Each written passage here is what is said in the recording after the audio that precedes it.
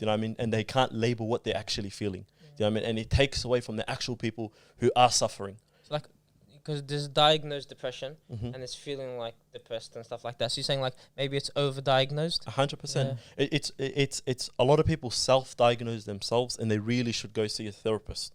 Do you get what I mean? Because the effects of like mentally saying to yourself, "Oh, I'm down," or "I can't do it," or "I'm not strong enough," or "I'm not this," and all that kind of stuff has effects that are like in the long run that will affect you 10 times over. Do you know what I mean? And by the time a result can come through or you can fix it, it's a little bit too late. I think the part of the issue is the fact that it's so new. A lot of the times when things are new, there's a build up at the beginning because people don't really know to what extent. Fair dinkum. Beautiful. Guys, welcome to our new segment called The Hot Minute, where we ask some hot questions. I'm going to put it forward to the boys. All right, ready? How hot are they? The minute starts now. If two people are playing chess and one is a mind reader, and then there's another person who can see into the future, who's going to win? And who would win and why? Can you repeat the question? Okay, we'll start that again. Mind reader. Okay. If two people are playing chess, and one of them is a mind reader, and the other one can see into the future, who would win and why? Me, please. Ding, ding, ding, ding, ding. Okay, let's hope so. Ashraf. The mind reader. Why? Because he can read his mind and see the future. Wait, say that again. The mind reader, because he's going to read his mind to see the plays, and he can read his mind which can see the future. So he gets both powers. Ali? Yeah, but then the guy can see exactly what the other guy's going to do. So then he's stuck. This is a trick question because he's going. How about they're both the same person? There is no right answer to this question, by the way. It's one of those like... So no, what's the actually... point of the question? How about Where's the answer? Can't there be a stall in chess where no one wins? It's one of those paradox things, because regardless of what the mind reader does, the guy who can see into the future can see what the mind reader is going to do. Exactly. And the mind reader can sort of read the mind of the guy and see what his next step is. Can't he manipulate the mind? Like, isn't he like, like you can, Ooh. you can like evolve your powers. Can he evolve it into changing his mind? You never know. Also as well, it depends who starts first, actually. Hey guys, welcome to the Fair Dinkum podcast. We've got a special one for you guys today. Every episode's a special one. This one is. He always says special, bro. Yeah. But this is going to be a special one, 100%. Yeah. It's gonna be better than the last one. So the topic is why men are embarrassed to talk about mental health. But I was reading about stats and figures like mental health because I wanted to know like the rate of men suffering, and I realized all mental health issues stems from one reason. What? That you don't follow and subscribe to Fair Dinkum channel. So before you do anything, all people watching on YouTube, subscribe. Bro, he sucked me in, bro. And if anyone's on Apple Podcasts, Spotify, SoundCloud, whatever you want, go to YouTube and subscribe. We'll wait. You have to do it now because you're sucked. Everyone just got sucked in. Let's go. Give us some time. Yeah, we're not going to talk until it happens. 3 seconds. 2, 1, bang. Thank you. And a couple more, just in case. You guys have to actually do it. Okay, now onto the I topic. feel sorry for the awkward person driving in the car, just listening to I can't subscribe. Get straight into the episode. Give me a fine, man. Okay, so why are men embarrassed to talk about mental health? Okay, that's a good question. And why are we embarrassed to answer this question? That's the question. But I'll make it very simple for you. A lot of the things is because it'll make you the odd one out. Because a lot of the time, our boys aren't doing it. And it usually takes that first person to be brave enough to say something. And then you start to see the domino effect. But usually, if nobody's saying nothing, you don't want to be the odd one out who looks like he's going through something. And then the one who does that usually breaks the stigma within the group or with the other boys and whatever. And then usually you start to see like everybody has some sort of thing that they're struggling with. And then maybe, for example, you got a problem financially and the guy that you're talking to about it, like one of your boys, he also has a problem financially. Then he goes, damn, man, like I'm going through the same thing. And then and you start to see that like there's a topple effect. But I think you can't just pinpoint one thing. I'd say that one of the factors is the fact that a lot of us are scared to even like express our feelings. To be the odd one out, like you said. Yeah. But like I don't know, what's your guys' thoughts on it? I think for me a big thing is not like me personally, but I think in the community it's ego. So guys don't want to look like firstly don't have things under control. They aren't, like strong, because it makes you like they think it makes them look weak. Mm. Or I'm going through stress and I can't manage it. I'm sad. I'm depressed. Yeah. I don't want to look like I'm the weak one, because I know because the mates don't talk about it, you think you're the only one going through it. You know, and sometimes the ego is like, I don't want to look weak when my friends, I know that I'm going through it. Yeah. But then sometimes as soon as you take that step, the first person to do it, all your friends you realize are going through the same thing. Yeah. Because it's a common thing to go through like a lot of these type of issues and, you know, mental health issues. So I think the main thing is ego, I reckon, for me. Do you reckon it's also because people, like guys, don't know how to navigate their feelings? So they don't know what they're actually feeling? You know, like if a guy is down or feeling blue or whatever you want to term it, he doesn't speak about it, or he chooses not to speak about it because he doesn't know what he's feeling. So he just covers it up. You know, because I know a lot of guys, and I could say myself as well, growing up, I wasn't in touch with my emotions, you know what I mean? And most guys are like that, do you get what I mean? And obviously, that's the joke that goes around, like, guys are not in touch with their emotions or not. So you reckon it's because of that, to a degree, why guys don't speak about their mental health? I know that it could be a factor. I know that it's more than just one underlying factor, and this is where you can determine the reason and da-da-da. But a lot of it, like you were saying, is this, you got to uphold this bravado. And then, like you were saying as well, is just they don't really know how to express what's going on. Like I can say that personally, I did struggle with what Abdul was saying, that in the past, I didn't really know what was happening. I didn't even know how to term or coin what was going on mentally for myself, you know? So like, for example, you'd be going through a spell of anxiety, or you're having panic attacks, or your chest is like closing in on itself. You don't really know what it is because you're not really educated on the situation. And then what would happen is you're like what is happening? Like, am I broken? And am I like, is it my work? Is it this? Is it that? And you always pinpoint it on other things, but you don't really get to the root cause of the issue. Yeah. And a lot of the times, I think the core of the issue is that you're not really looking at the right thing, the right issue. There's always a root to the situation. But what do you think it is, bro? You know what you remind me of right now? Sorry, just to cut in, you know Suits, when what's his name, Harvey Specter, he gets like his first ever panic attack. And this is sorry to the people who haven't watched Suits yet, but Donna leaves him at one stage of the show. If you're watching this and you're not up to no, bro, it's been ages. Just say it, bro. Who cares? No, I know bare people are not up to this because it's a bit later into the season, where what do you call it? Donna leaves him and she goes and works for, I think it was Lewis. Yeah. She works for Lewis, and when she's working for Lewis, what happens is Harvey's out of his mind. Do you know what I mean? And Harvey's this macho man. He's always winning and blah, blah, blah. Doesn't need nothing. And then one day he's coming back from the toilet. He's angry. And all of a sudden, he just falls on the floor. And he's trying to have a sip of water. And Mike Ross is looking at him and goes, what's wrong with this guy? Do you know what I mean? And Harvey, Loki, didn't know what he was going through until later on. And you know what's funny? I remember watching that episode. I'm thinking, bro, what the hell's happening to him? Wallahi, I'm telling you right now, before that, I did not know what a panic attack was. I knew the terminology, but I'm thinking this guy's having physio. I don't know. He's falling on the floor. What's wrong with him? He didn't even know what he was going through. Till later on, he sees that therapist, and then they start breaking it down. And he blamed, like you said, Suhail, he blamed everything else besides what the root problem was. He blamed his father, his problems. I'm wrecking the show now at this point. Wallah. I feel sorry for you guys. But later on, he'll just realize him and Donna had this relationship that was much more, I guess, deeper than he actually thought. And he couldn't see himself losing Donna. And later on, he had to come to that reality that him and Donna are no longer working for each other. I thought I'd just chuck that in there, but you're right. Like, 'cause sometimes, when it comes to like men especially, a lot of people say that holding things in or pushing it somewhere else, it doesn't just go away, you know? Thing stays there, and what it does is it'll either rear its ugly head some other way, like for example through abuse or through violence or through like verbal abuse, you're yelling at people, or it'll rear its ugly head through panic attacks, you know, because you're not really getting a release. And what happens is you keep pushing it in. And J. Cole said it in one of his at one of his concerts, because I think it was Lil Peep that died or committed suicide. Oh no, who was it again?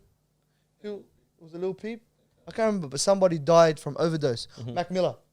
Mac Miller died. He died from overdose. Yeah. He took too many pills, and then he goes like, it's sad that us as men, what we have to do is we're taught, even from a young age, like, shh, don't cry, don't let it out, don't let any emotions out.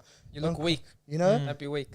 Not even, like, when you're a baby, like, we're told, you know, don't let anything out, don't let your emotions out, and he goes, what happens is, there's no guide, there's no real manual on how to work life. And this is from a personal perspective as well. Like when I hit 22, 18, you know, when you go through certain things and you're meeting new people or you're experiencing certain things and you don't really know how to, not really, I would say label what you're going through. Like being able to, you know, pick apart, for example, I'm angry like right now. I don't know why I'm angry, but I'm just frustrated as hell. Yeah. And then you don't really know why you're angry. You know what I mean? Or for example, somebody you say hello to doesn't say hello back. Yeah. You know, why does that eat you up for like 4 days? You know what I mean? What is it that's going on that causes you? Then you realize you have a build up of issues with your ego. For sure. You know what I mean? For sure. You're getting sick and pushed around and da-da-da-da. And what happens is that was like the final straw for you. And what happens is it comes out, it rears its ugly head in the future through a reaction or through how do I say it? A certain circumstance for it to come, then you realize, oh shit, there's something actually wrong with me, or I don't like that certain thing. Yeah. You go in, and you want to say something? It's not that something's wrong with you.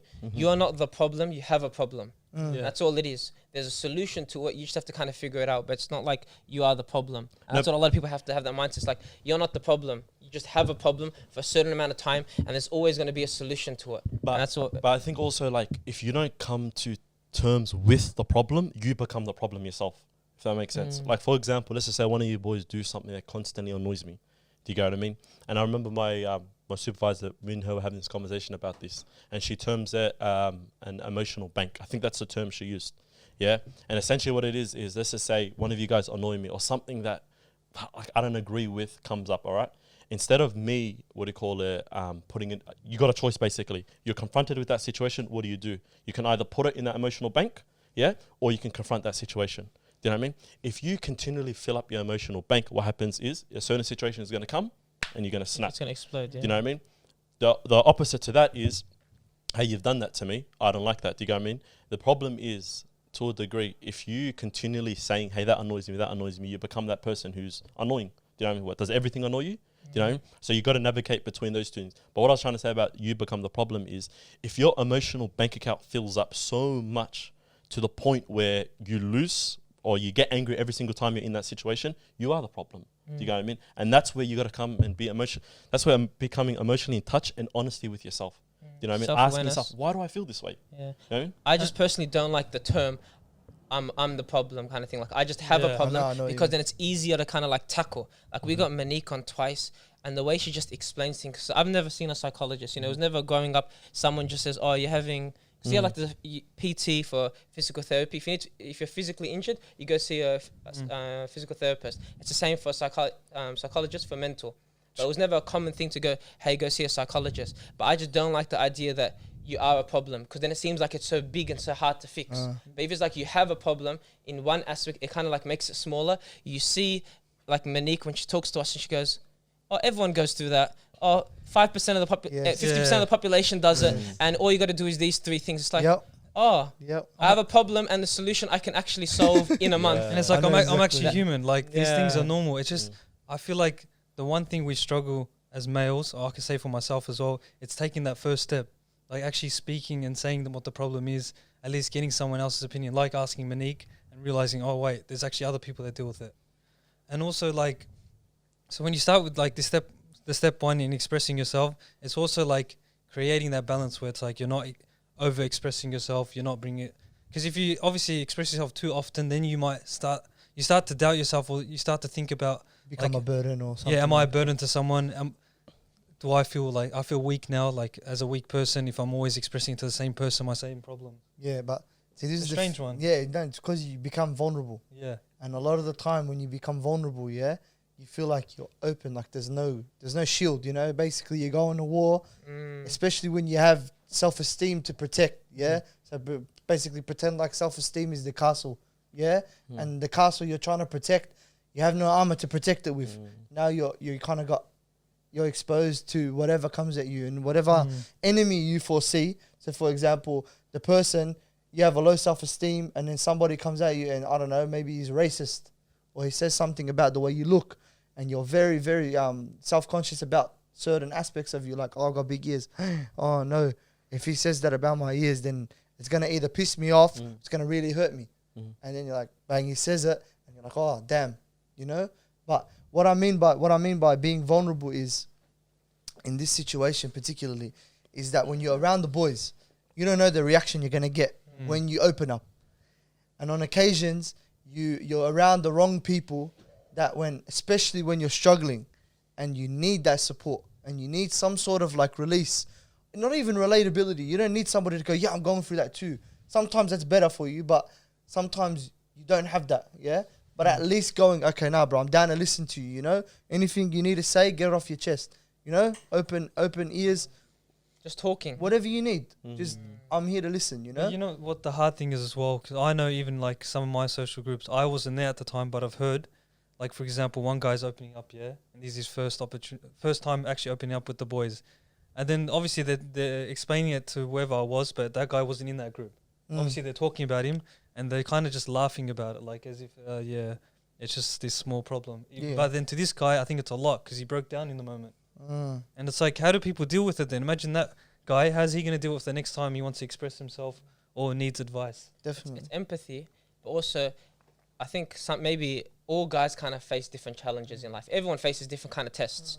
So I think for us, sometimes when we've never went through that, we're like, man, that guy's just weak. He should be X, Y, and Z. This is the solution. But it's never that easy. And you might be going through a different test that he thinks is easy.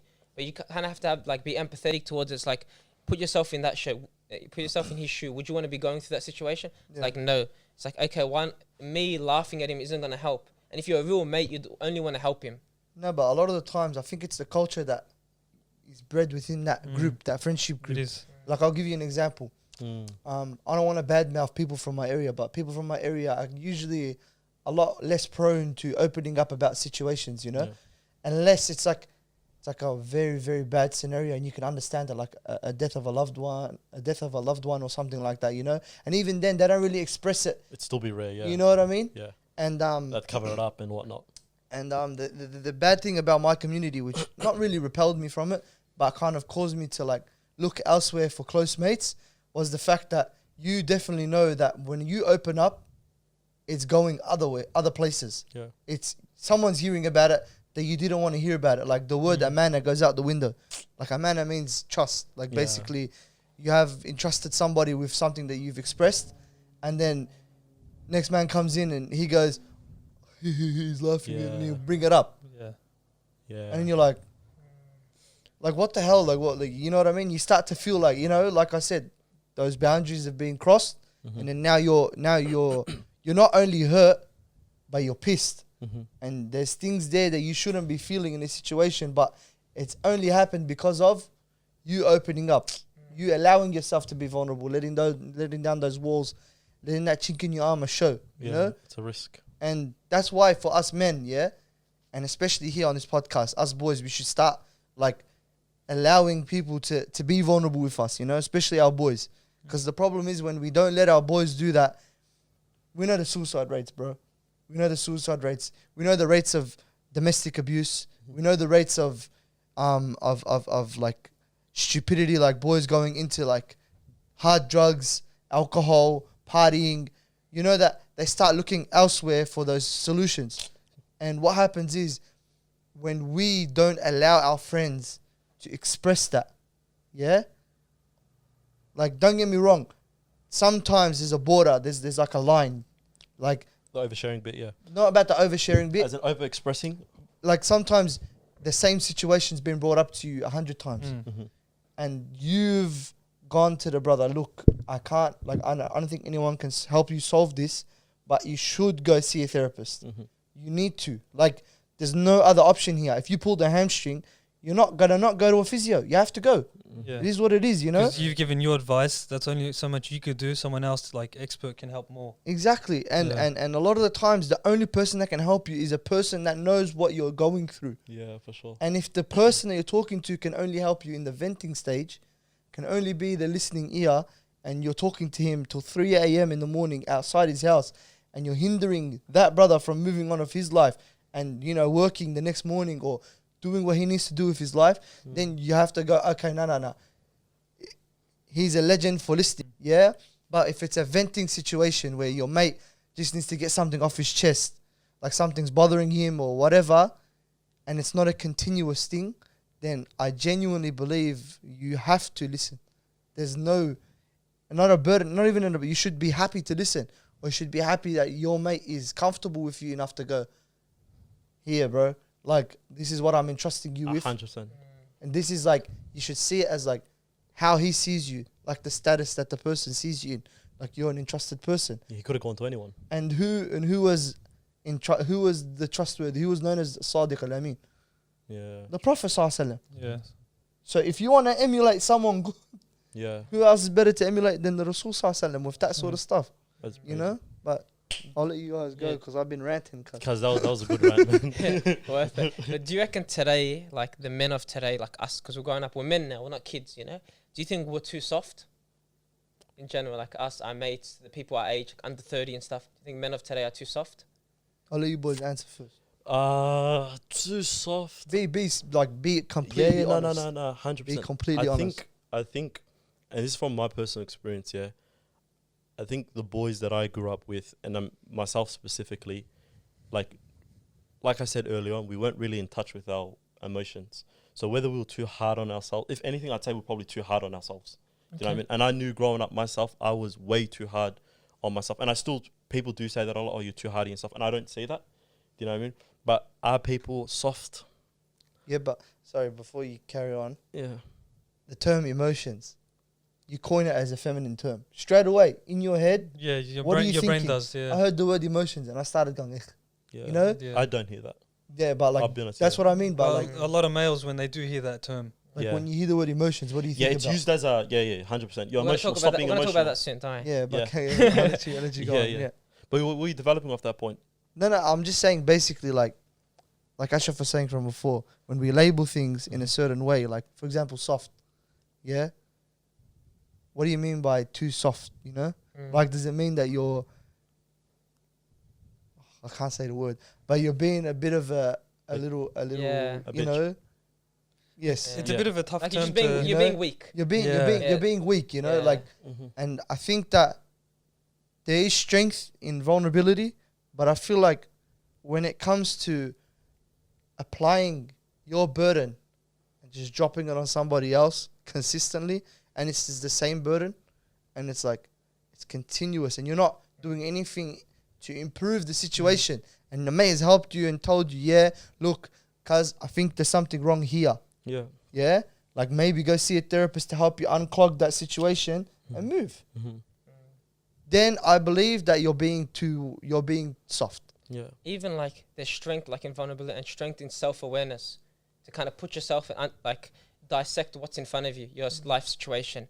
But I think with like being soft, it goes to like that victim's mentality we spoke about earlier, about like you want to make yourself feel better. So sometimes you talk to people, so that sympathy. Oh, your life's so tough. Yep. That's why you don't have to push yourself. That's why you don't have to. And that's where they can be soft, where it's not about having emotions, it's the action after it. So having the emotions is a normal part of life.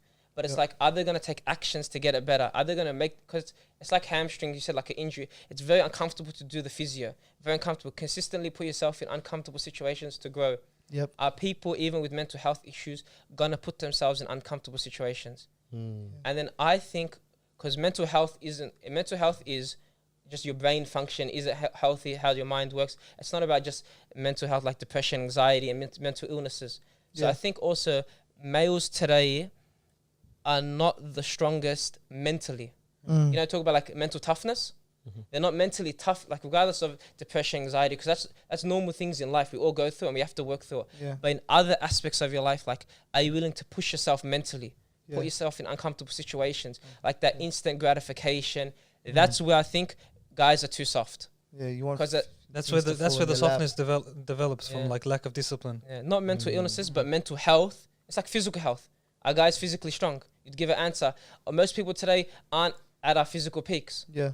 Same as mental health. How's our mental health?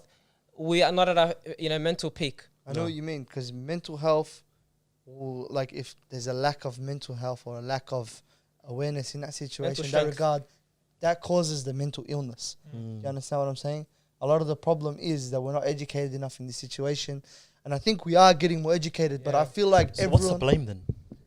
What do you mean? to Like, blame is for there a what? blame for this? Is the blame on the person? Is it blamed on the environment that they grew up in? Do you get what I mean? Like going forward, like a solution to this, or like let's just say if someone was listening to this and wanted to become a bit more, I guess, mentally tough, or what do you call it, more in tune with their emotions and whatnot. What would sort of what do you guys reckon? And obviously, we don't have the answer. We're not experts or whatever. But what do you think the solution to this is to a degree? I honestly reckon like one of the factors is the environment. I would say, for example, living in Australia, like I remember speaking to my cousin when we were camping. Obviously, camping was like beautiful just to take a break and actually, appreciate life and all that. So he was telling me, for you being born in Australia, being Australian citizenship, and obviously living under your parents' roof, you're already living in the 1%. And that's showing like what type of easy life we live. And like already from day one, like you don't, like mental tough strength isn't required as much as other countries, raising up, making ends meet, having to study to get a degree, like just the certain pressure, external pressure. So I feel like that's where you need to start like try developing mental strength with like challenging yourself with other aspects. Yeah, no, that's true. You know why? Because it was something I was listening to the other day. It's like there's not enough risk that goes around in our society. You know, Exactly, in the life in the lifestyle that we live in. Like for example, remember when you were speaking to in Perth, Sheikh Whale, and we were speaking the whole like the pornography thing and all that kind of stuff. You know why they say pornography is so dangerous? Do you know what I mean? It's you can get all of this dopamine without working for anything. Do you get what I mean? You can get the effortless. pleasure and the reward. You can get the reward without the work. Do you get what I mean? And you know how bad that it is for your brain? You know what I mean? You're constantly damaging it. If you're doing it daily, if you're doing it 3 days a week, do you know what I mean? You're constantly damaging it, and you're not putting any work in. Do you know what I mean? And that's where comparison comes into it. Do you get what I mean? Like you look at yourself and you say, I'm not good enough. Do you know what I mean? And you look at other people and all this kind of stuff, so you start comparing yourselves. And that's where, like, to a degree, the whole thing we're talking about, people being soft nowadays. I'm a big believer our society, to a degree, is soft. 100. Do you know what I mean? 100%. You know, and I knew this growing up. What do you call it? Like second year, I'd say first year, maybe let's say straight coming out of high school. Yeah, where before that I'd barely heard of the word depression, anxiety, or like mental health and all that kind of stuff. And then all of a sudden, and I think this is an interesting question to ask later on as well. Do you know what I mean? Is mental health overly spoken about? Do you know what I mean nowadays? Because growing up, like, or can it be overly spoken? I'm thinking out loud right now. I'll touch on it a little bit Yeah. after you're done, but okay. But what I'm trying to say is, I feel for the people that actually suffer from mental health. Essentially, is what I'm trying to say. Because there's people out there that are really, really suffering, yeah. And then there's people out there who, for example, can't get up for work in the morning, and they go, "Oh no, I'm anxious." Do you know what I mean? And they can't label what they're actually feeling. Do you know what I mean? And it takes away from the actual people who are suffering. So like, because there's diagnosed depression and it's feeling like depressed and stuff like that. So you're saying like maybe it's overdiagnosed? 100%. It's a lot of people self-diagnose themselves, and they really should go see a therapist. Do you get what I mean? Because the effects of like mentally saying to yourself, "Oh, I'm down," or "I can't do it," or "I'm not strong enough," or "I'm not this," and all that kind of stuff, has effects that are like in the long run that will affect you 10 times over. Do you know what I mean? And by the time a result can come through, or you can fix it, it's a little bit too late. I think the part of the issue is the fact that it's so new. A lot of times when things are new, there's a build up at the beginning because people don't really know to what extent each thing has an effect. Yeah. Because it's still like a developing science. Yeah. So when it comes to like the recent, I'd say like overpouring of mental health situations or whatever it is, you'd see that a lot of it is because people are still getting used to the term. A lot of people are still getting used to the word depression and anxiety. Like they don't really know how to define it fully yet, you know? And a lot of the times there's things like spouts of depression, which are things where you don't know why things are going good for you, but you don't really know how to explain it, but you just feel bad, yeah? You just have that feeling of like sadness for some reason, even though things are going good. Like those type of things, yeah, like that's depression. You know, like that's what depression is. You can't explain. It's unexplained sadness. Exactly. And I remember, sorry to cut you off here, but when because I never knew what depression meant. You know what I mean? I thought just people are down. And it's actually not even that. It's depression is so bad, and I don't know who was saying this, but a psychologist that I was watching on YouTube was saying this, yeah? But people can't see the colors, they can't taste things, they can't smell things. You go, that's how down they are, to the point where Wow. the enjoyment of life goes away, of certain things. Do you know what I mean? And I remember, maybe it would have been probably like a TikTok or something that came off. They're trying to explain depression for people that don't understand in like a quick bit. You know what Referencing a TikTok. I mean? Thanks, TikTok. And when I listen to that, I'm just like, that is crazy. And my outlook or my view on depression and Yeah. like mental health changed. Do you know what I mean? Because think of waking up one morning, and like I love my malawah and stuff. It's like a dish Somalis make, but you can't wake up and smell your mum's dish in the morning. Do you know? Because you're down. And people go through that for periods as well, and it's uncontrollable as well. Do you know what I mean? And it's I know. Yeah. I know what you mean. I know what you mean. But I think the thing is with people is that we don't know when it's a bad day or when it's actual depression or anxiety, because we have bad days. Yeah. Like look at the weather, for example. I was talking to Raul a couple of days ago. Bro, look at the weather. The weather is never sunny, like always. You know, it's not consistently sunny. in It's Darwin. It always is the sun, huh? in Darwin. It is. They rain too, but you know what I'm saying, yeah? And like nothing in this world is ever consistently one way, Yeah. you know? Yeah. And with life, you have to understand that ups and downs are given, you know, regardless. And if you want to go down the deen aspect of things, you know, in religion, God tells you, I want to test you. You know, there's trials, there's tribulations in this earth, For you sure. know? And when it comes to those trials and those tribulations, you can't be upset. You can be, how can I say it? You can be like, you can obviously be like going through it, you know, Yeah. at the beginning, but you have to understand like there's a heads up. There was always a heads up given. Yeah. So you have to kind of like find a way to create that self-awareness shield, yeah? Like a shield of self-awareness where you're switched on. All right, I'm not feeling the best today. Yep. Yeah. Say for example, I'm not having the best day. It's not really unexplained sadness. Let me go try something, yeah? So you got to have like a routine. Yeah. Maybe coffee is what hits, you know? I like that idea. It's good. You know? Maybe, sorry. Yeah, I was just gonna say, like having those go-to routines, because I know, like certain people and that they feed into their emotions. So like obviously it's like you gotta differentiate between, you know, actually being depressed or just having these like low normal feelings. Like you said, it happens like the weather. So that's why when you create these routines, it's like you can actually trick your mind and actually realize, okay, it was just a normal feeling, but my day's getting better now. Yeah. It's just Exactly. those little exactly. things can change. And the routines keep you grounded as well. You know what I mean? Like if you're really, really having a bad day, but you get some sort of enjoyment from, I don't know, like waking up in the morning and making a bed, for example. I don't know who does. Yeah, you're pretty low. I was gonna say. But if you get enjoyment from those little things and all that kind of stuff, regardless of how bad your day is, you're still level to a degree. You know what I mean? And keeping yourself at some sort of consistency, essentially. You know what I mean? Yeah, and I think like educating yourself in what like those factors that are possible in like fixing those emotions, like whether it's nutrition, whether it's sunlight, sleep, and all these things. Because Water, yeah. TikTok as well, I'm gonna say TikTok as well. Yeah. You see all these videos, people saying like a list of things to combat depression. Like obviously I figured it out like let's just say 6 months ago, but I keep seeing it because people are starting to recognize it, and once they do, they want to tell the world because it could be life changing for them. Yeah. So I feel like the more people educate themselves with these factors, you know, having these go-to routines and actually challenging themselves. And understanding yourself as well. Yeah, I think that's 100%. probably the most pivotal thing you can do. Like understanding what affects you, what annoys you, your sort of routine, and like what personality type you are also helps as well. You know what's helped me? Yeah. Like personally, whenever I've had situations where, for example, experience like I've experienced something and it's flared up in my face and I'm feeling a type of way. Google what you're feeling. Just Google it. Bro, don't do that. No. Listen. can go listen, both listen, ways, Probably listen. get like HIV or something like that. Listen. No. Just It's like, you like take no. these tablets. I'll give you an example. Yeah. Yeah.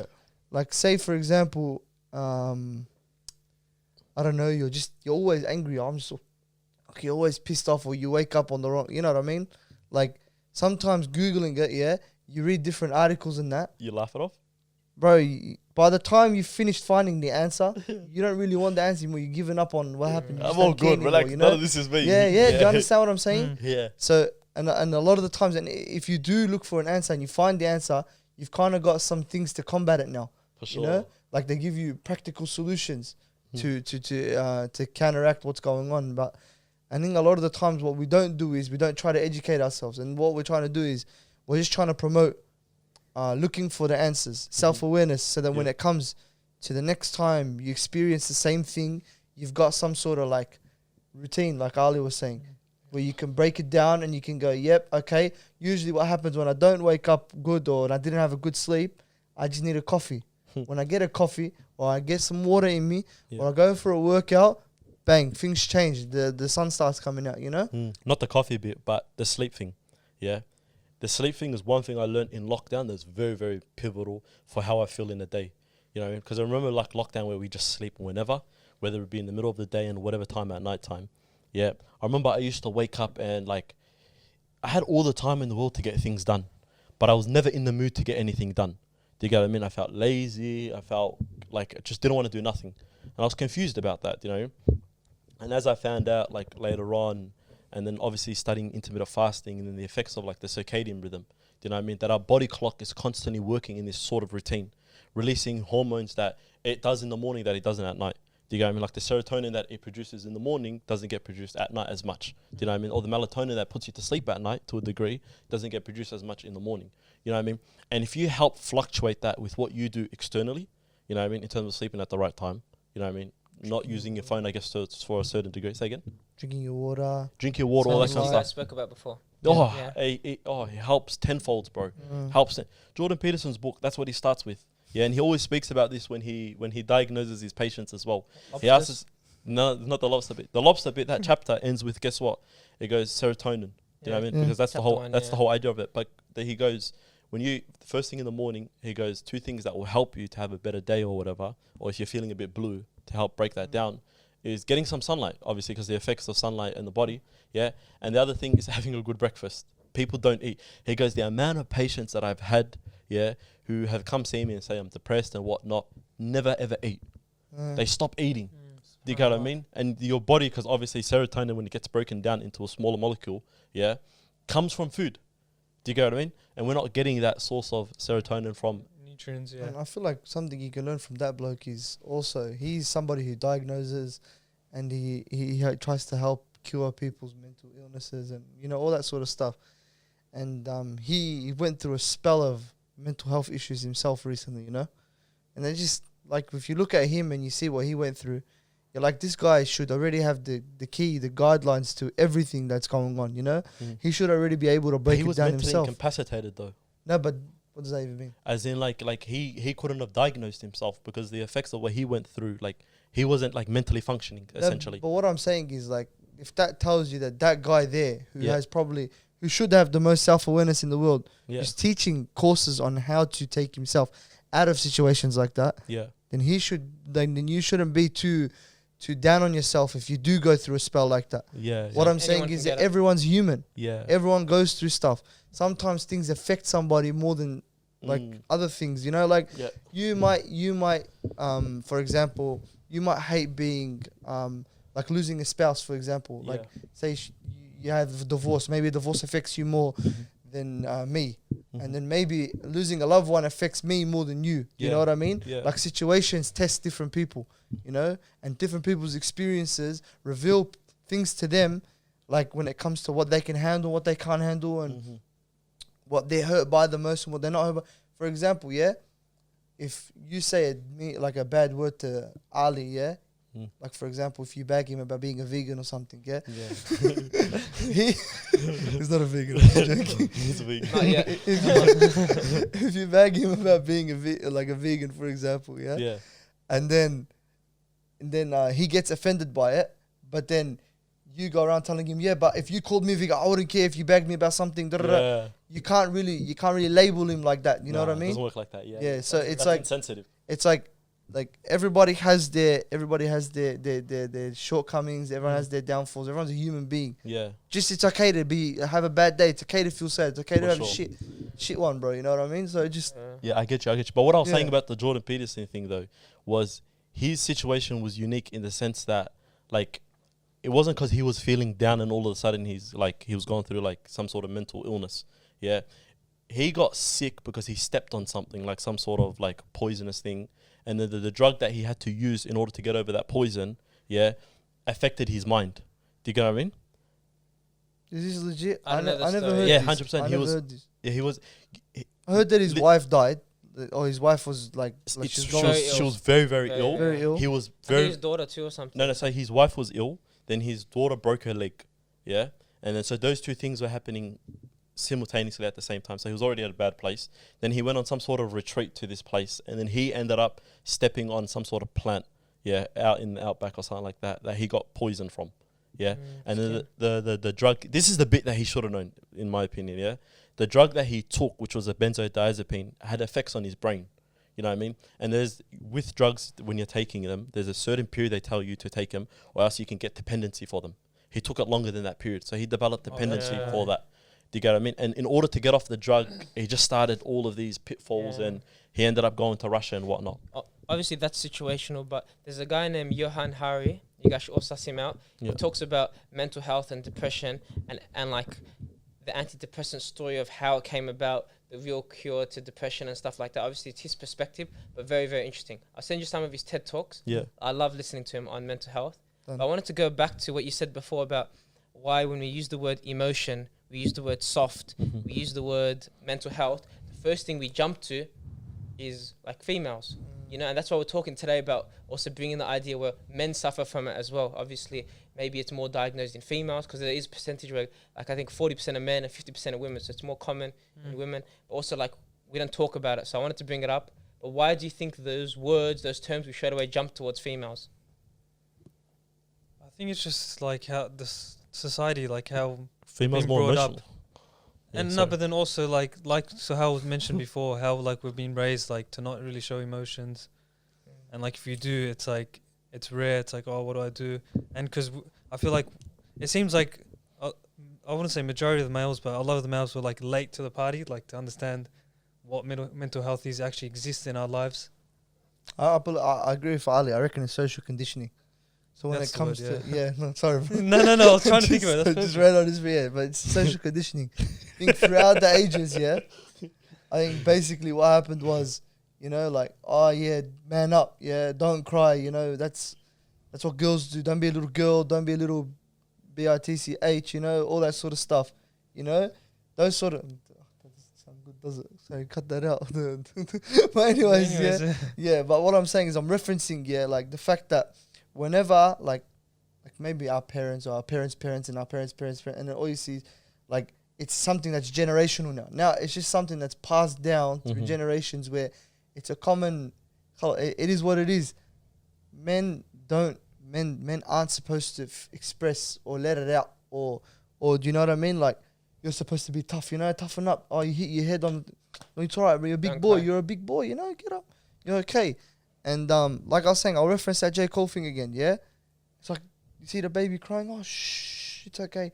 It's all right, calm down, it's all right. You're a big boy, you're a big boy. Say that and you hear that and it's like, you don't understand, you're You have subconsciously conditioning a person. You have to be that way now. You know what I mean? And not to be too soft and whatever, because I genuinely do believe that when it comes to males and females, there is a disparity in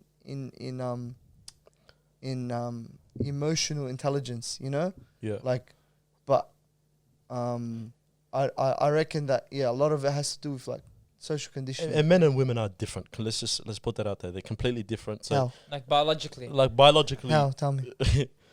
Like for example, the brain. You know serotonin and all that. Tell me. Nah, but even just their brain, like they're dual functioning. They can use two sides of their brain at the same time. We can't. Can that's they? That's what they talk about, like multitasking, multifocusing.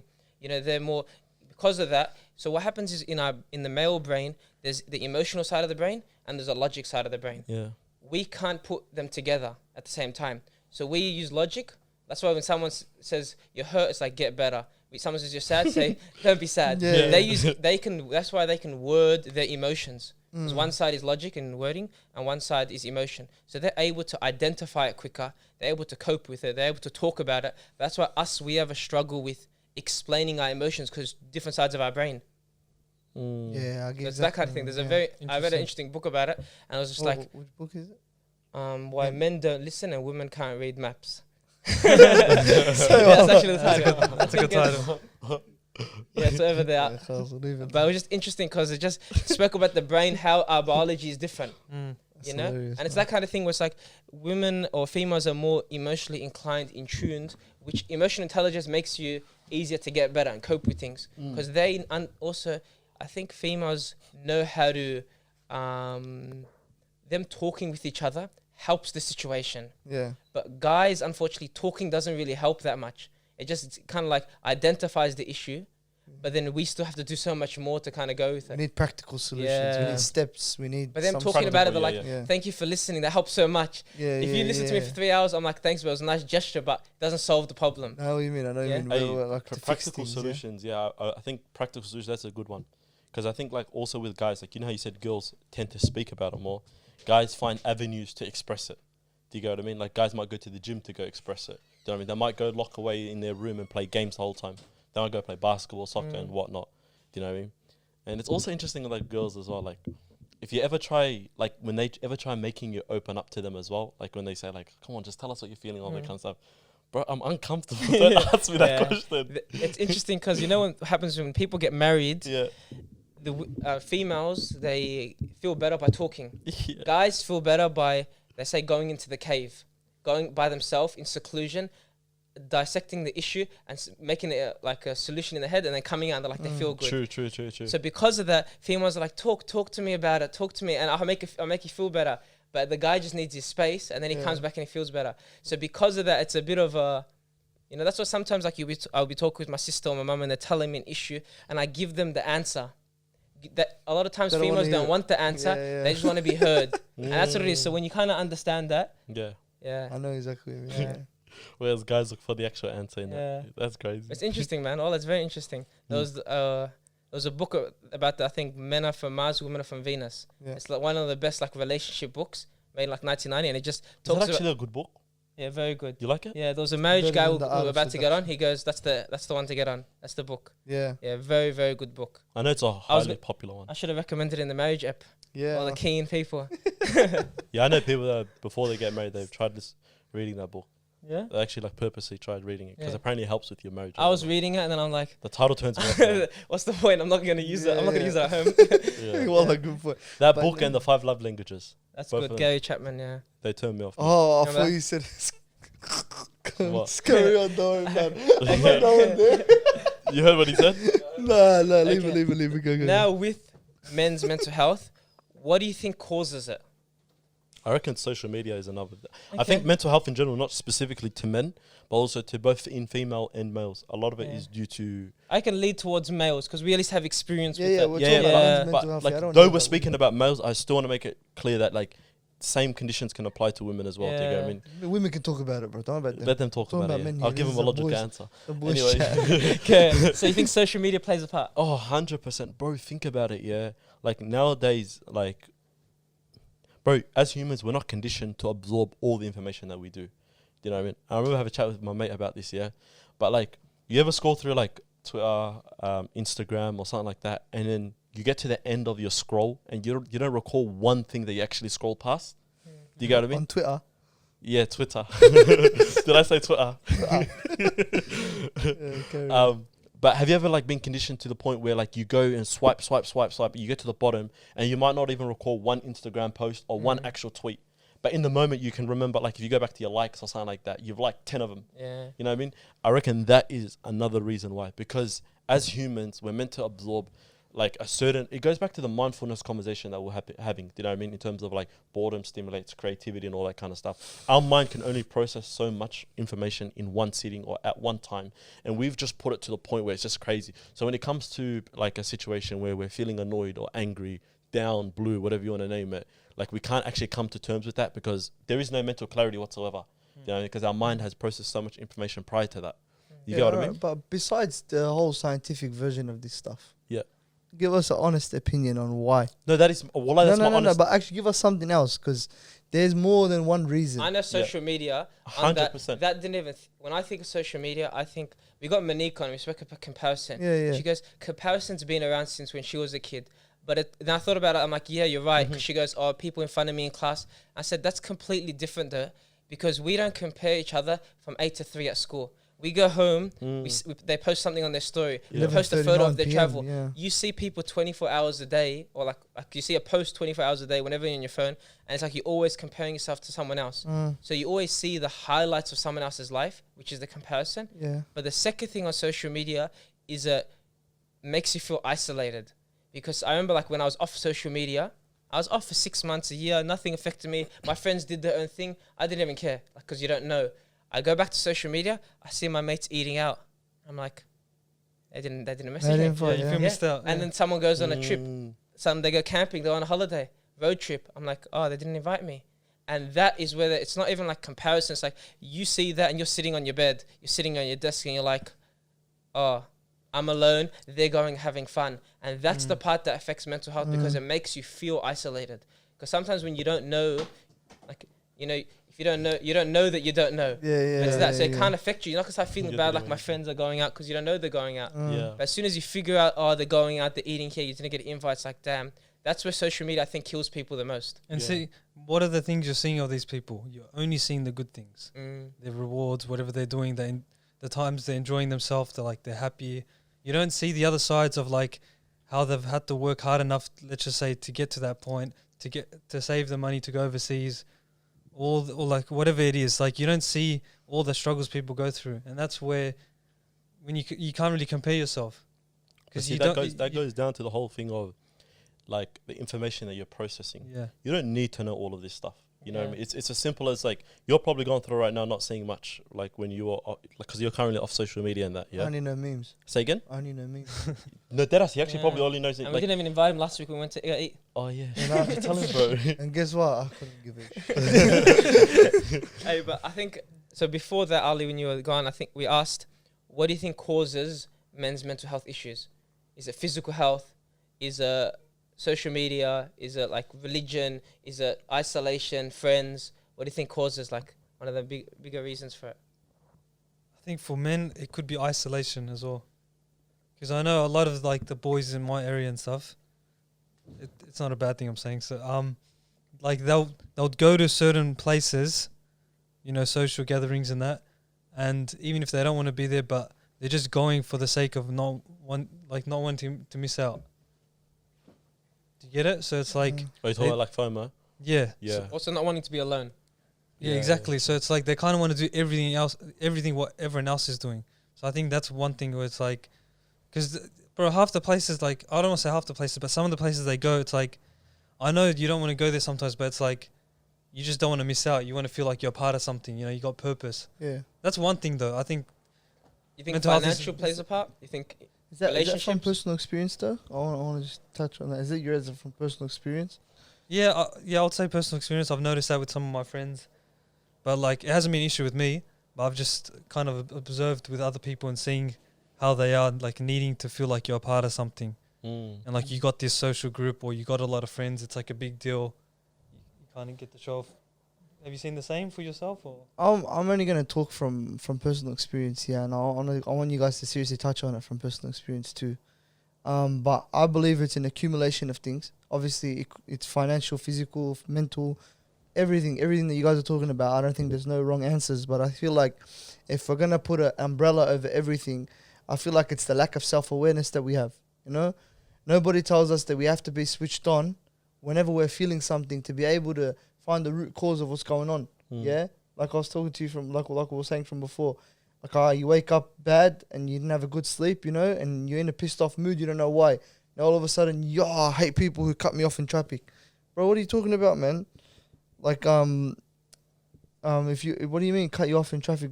Like, that's not that big of a deal, you know? Like, it's something you can move on from. Nah, bro, but I can't get over it. You're losing your shit now. Now you don't know what's going on. Now it's affected your day, you know?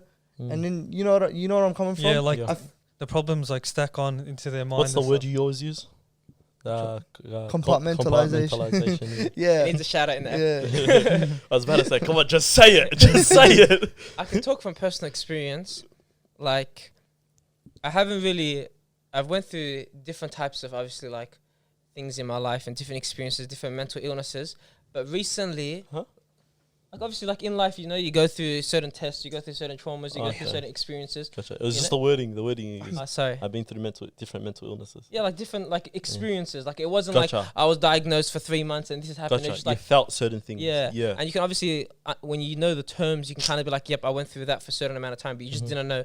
But then recently, I've had a lot on my plate recently. Mm-hmm. Like a lot on my plate, and because of that, sometimes you feel overwhelmed.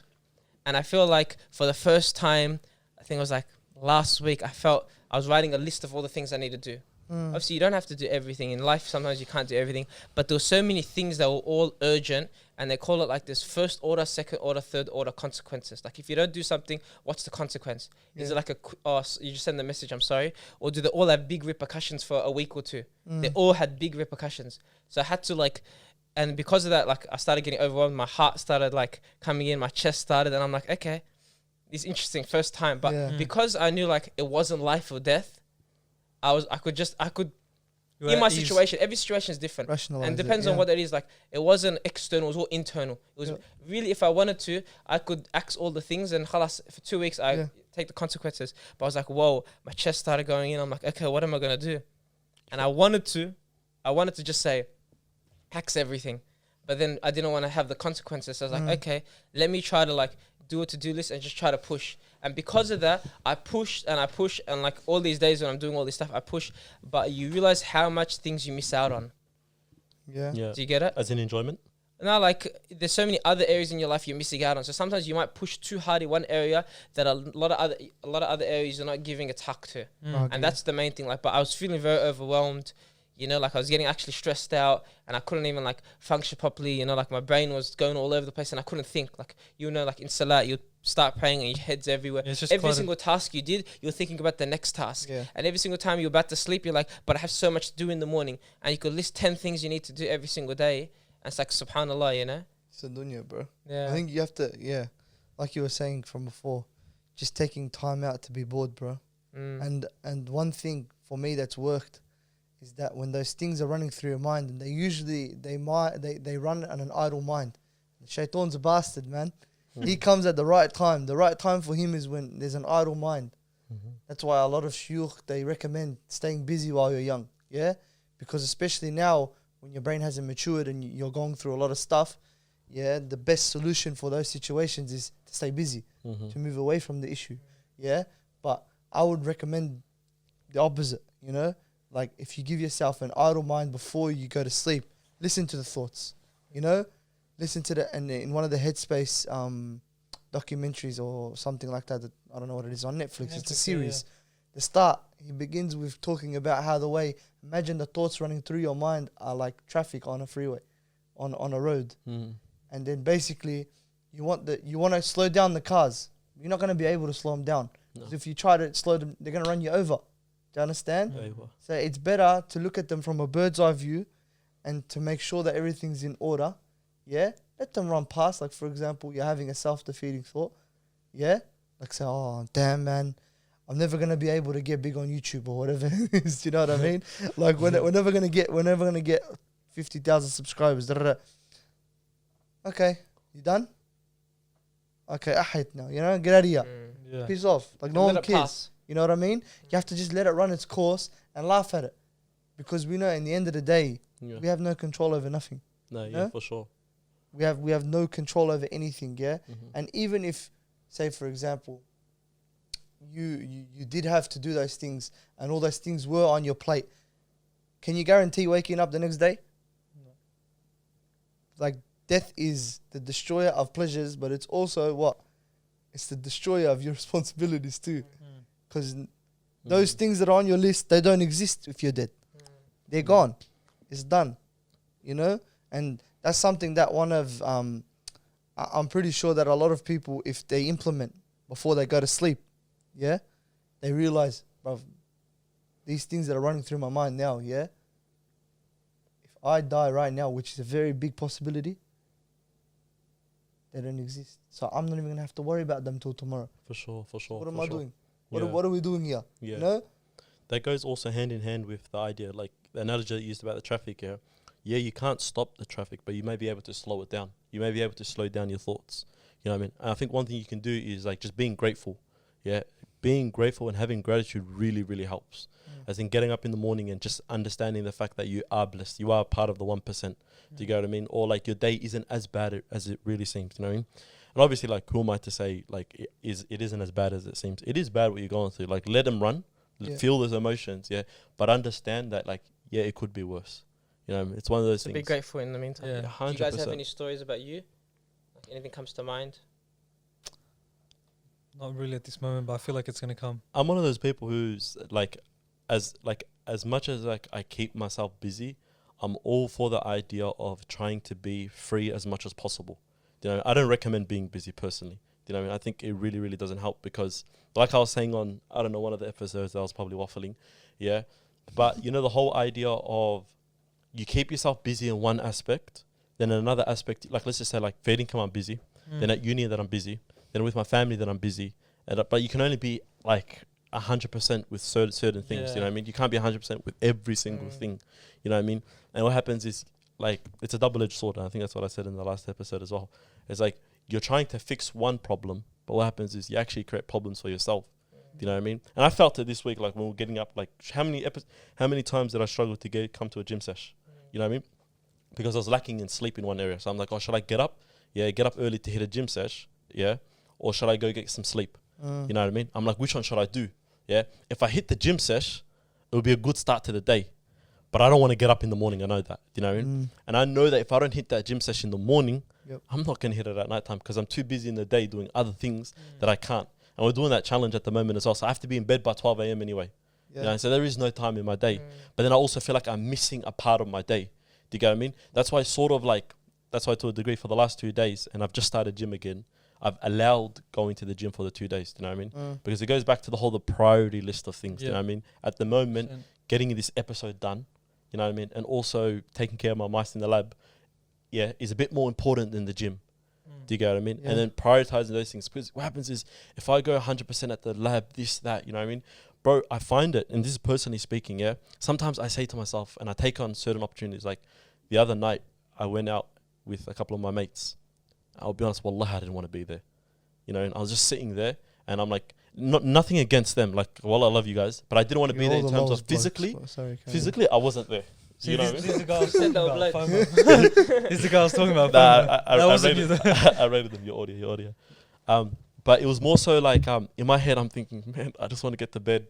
Like I'm tired. And also in my mind, guess what I'm also thinking about? The other million things that I got to do. And I don't get overwhelmed. See, this is the thing. Like, and it's a gradual process as well because... It's okay, you can open up, bro. If you get overwhelmed. Relax. No, none of that. Like in terms of when I say like overwhelmed, it's like I just do it for the sake of I just go through the motions and all that kind of stuff. You know what I mean? That is probably a reaction of me being overwhelmed and I just probably don't know it. Yeah, it's probably a coping mechanism. Yeah, that's probably that's what I'm trying to say. Do you know what I mean? And what would help in that situation? This is me just venting and giving myself Nah, get it Go out, bro. ahead, bro. giving myself self-therapy. Got all day. Yeah. Go ahead. Is more so just like cancelling that one thing that you can actually sacrifice so you can have that like that mental clarity. I would have loved to actually enjoy my time there and not thinking about going away. You know what I mean? I get this a lot of times, like, Abdullah, lol, like, you're a bad texter.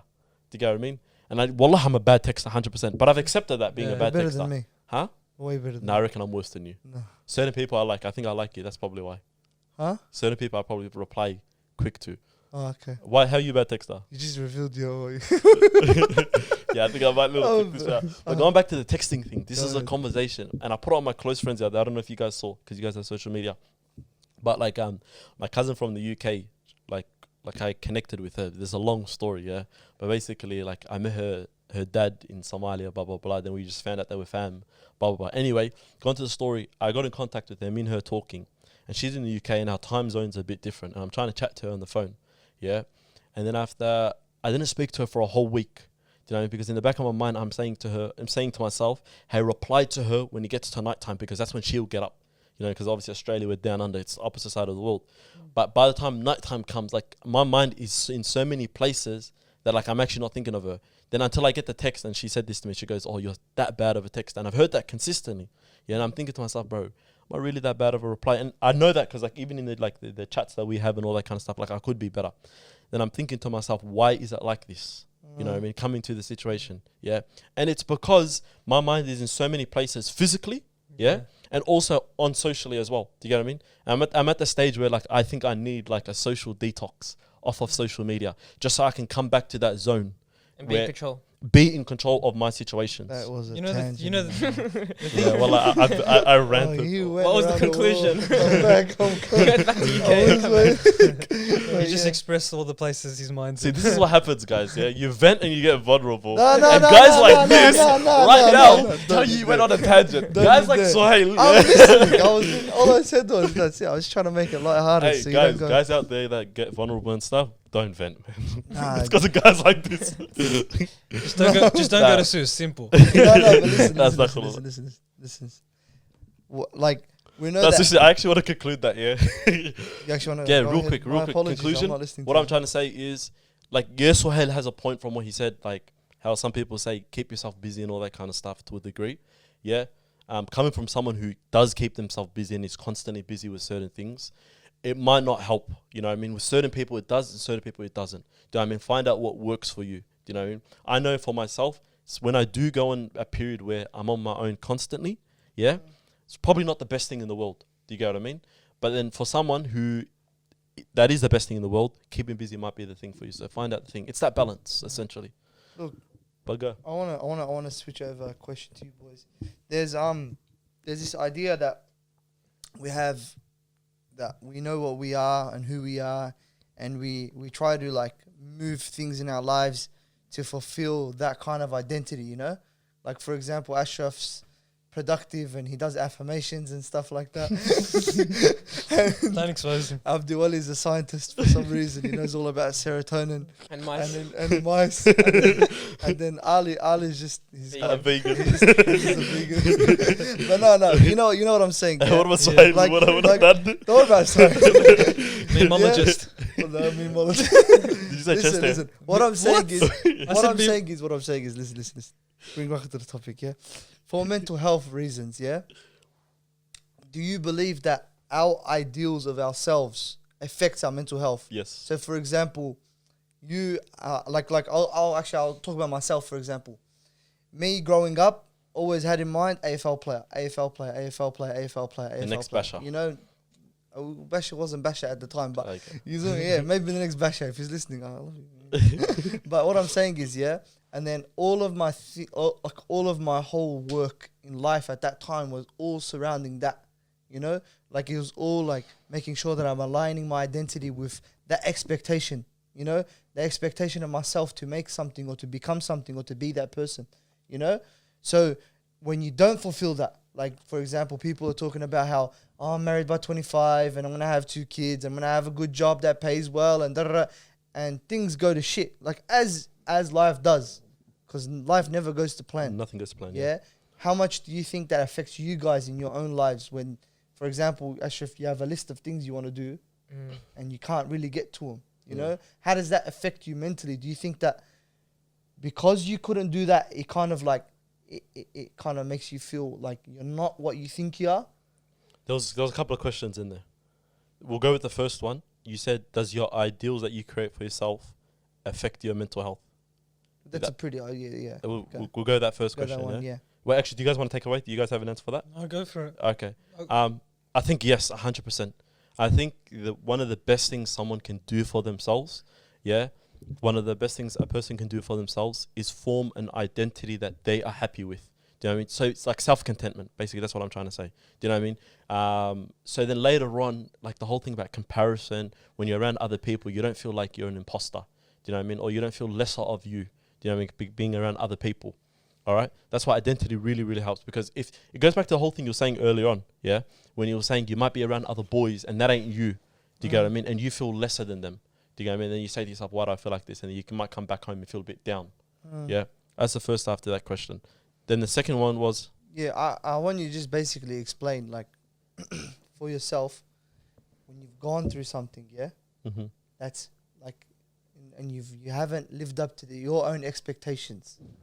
So you've had an ideal thought of yourself. Like, Abdul is the type of guy who goes to the gym, who does this, who's going to have this body, who's going to look like this, who's this productive, you know? yeah, Like, you haven't achieved what you set out, you know? Like, does does that apply to you? Like, do you feel like that affects your mental health, or can it have an effect on you? Yeah, 100%. Yeah. 100%. 100%. I feel, obviously, I'm a goal-based person. Do you get what I mean? So if I'm not achieving my goals or the ideals or the expectations that I set on myself, obviously I feel down. But down to a degree, but it's two-way street, yeah? Down sometimes, but also sometimes it actually further motivates me, knowing that I can be that person. Do you get what I mean? Yeah, essentially, yeah. You So should have asked it in a more open-ended Nah, it's fine. It's question, fine. but I understand it in the sense of, so the first thing is self-awareness, identifying who you are. You might identify yourself as someone who, for example, I say I'm a reader. So because I am a reader, even if I don't read for a day, I'm going to go back to it. So I'm an athlete. Even if I don't train, I'm going to go back to it tomorrow. So it doesn't really affect my mental health because it's not affecting my identity. You know, obviously you have not off days, but you have days off. yeah. You have whatever you do, sometimes it's like, like an arrow. It gets pulled back to go further. Yeah. One step back, 2 steps forward. So it's not going to really affect my mental health. Like I went Sydney recently. I did a week. I think I read once. It wasn't the end of the world. Yeah. So it's one of those things where it's like, it depends on if you can identify yourself. If you're self-aware enough where it's like, doesn't matter if I take a month off, I'm going to come back. It won't affect your mental health. But if your identity if your foundation isn't concrete, if you don't really know who you are, what your strengths, what your weaknesses are, it's easy to find cracks. It's easy to make cracks. It's like, for example, uni. A lot of people won't study for an exam, and because of that, they'll start stressing and stuff like that. But if you have a foundation, like Tansel spoke last week about studying early, how to study, memory techniques, and you start to enjoy it, you're going to just do it either way. Yeah. You're going to do assessments early. You're going to do whatever. Like, I never did assessments early, but it's one of those things, like, it's a part of your identity with all these things. Even if it wavers for days, it's not going to affect your mental health too much. At least for me, personally speaking, because it's not changing my identity, it's changing my actions. Definitely. Identity doesn't change. Ali? I'll say like in the past when I was like, you're fixated on this sort of identity, like not footy for you, but soccer, another sport. Like I would really like, try my best to, like, I'm playing at a certain level. I'm aspiring to obviously, make a professional. That's like the life dream. Yeah, exactly. That's the goal, yeah. And obviously, like, in soccer, like, there's so many levels to it because it's like overseas as well, and all this. You see people your age on social media, making it in Europe and all that. And then once, like, it comes to those stages where it's like you start to realize the gap of the opportunities is like shrinking. Yeah. And then it's really hard to take it in, like, because you don't know how to deal with it. And obviously you're trying your hard. In your mind, you're trying your best. Yeah, You're training hard. You're doing whatever it takes to, like, get to that level. But then once I started to accept, like, these opportunities are, like, shrinking over time, it was really tough at the start. But then once I think what really helped me combat it was, like, self-awareness. And it's like, is that really the life I want to live? Because I started to think, like, it's weird, but then I started to think about the lives, like, professional soccer players actually live. Yeah. And thinking about, like, their balance of, social life, Dean and all that. And I started to actually accept it, like, okay, it actually could be better for me to, play soccer as a leisure and then, balance. So you have to change your identity. Exactly. I had to alter my identity in a good way. So obviously, you also think, like, okay, Allah put me in this situation because maybe He doesn't want me to be there. Because maybe I'll lose my identity in Islam, like, as a Muslim, if I was to make it professional. Definitely. We'll leave it there because I think we've abused your guys' ears enough. Look, last thing before you head out, if you're a person who's gone through trauma, who's gone through anything, you've got holes left in your soul. That sounds deep, bro. If you got holes, don't fill them with people. No pun intended. Don't fill them with things. Don't fill them with materialistic stuff. Mm-hmm. Turn to your Lord, and also go look for the issues. Go find the deeper root of the cause, inshallah. Definitely get on a part 2. Yeah. We'll make it as soon as possible. Comment below if you want to share your situations. We're down to hear it, inshallah. And please, if you disagree, agree, anything, let us hear your thoughts. We're down to hear it, inshallah. I want to add one last thing as well. Yeah. Just because, guys, people do have, like, mental problems and suffer from mental health. Not everyone does. All right. If you don't suffer from any of those conditions, don't go looking for them too much. You know what I mean? It's the same thing if you go search up your symptoms on Google. Like if you're injured or something like that, you'll find out that you got some other condition. So yeah, What I'm saying is, yeah, go to somebody who knows what they're talking about, a therapist, and let's release that stigma, boys. Yeah. Take And care. another thing is, it's just our opinions today. That's all it is, you know. Yeah. We're just four guys chatting, Having you know, a about discussion. On a experiences couch. through life. Yeah. So remember to like, comment, subscribe, and share it around, guys. Enjoy. Take care.